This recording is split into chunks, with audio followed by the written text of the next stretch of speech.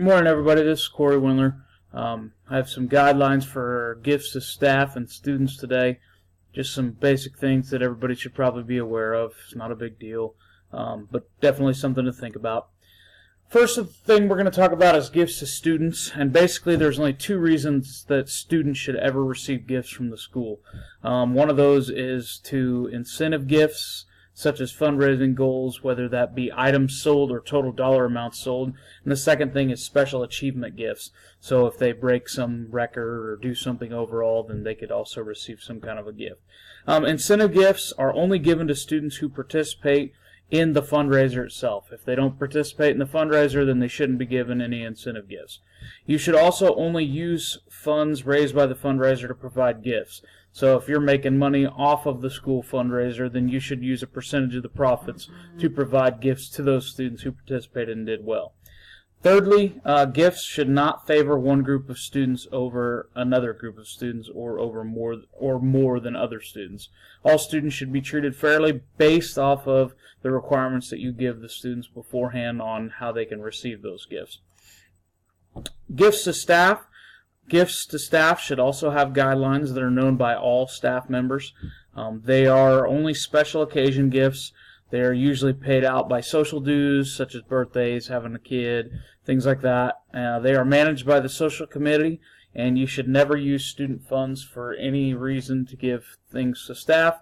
And they should also be reasonably priced items. You don't want to go buy expensive things and use up all the social dues on stuff that doesn't really need to be spent.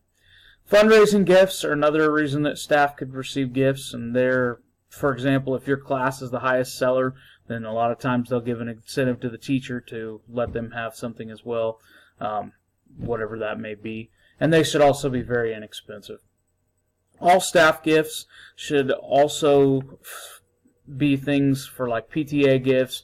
They should be equal, so at the beginning of the year or at the end of the year, if teachers are allocated a certain amount of money, then they should be gifted based off of those funds, and everybody should receive about the same amount. Cash or similar items should never be given to staff. If possible, gift cards, checks, whatever. It just creates another dark gray area that could possibly get you into trouble. Special circumstance gift, this is one that I was kind of interested in. It's if somebody has cancer or is battling an illness or something like that, and everybody decides to chip in.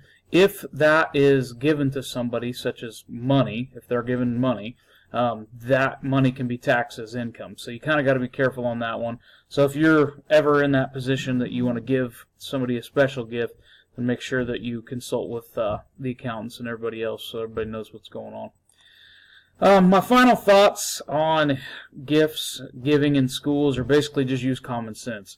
If the students are the ones making the money, then make sure that the students get the profit and get the gifts from those.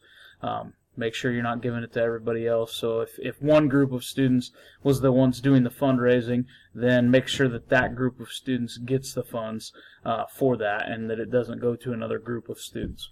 Secondly, be fair. Make sure everybody gets an equal opportunity to have the same success as everyone else. Third, be cheap. That one was definitely a big one on there. It showed up more than once.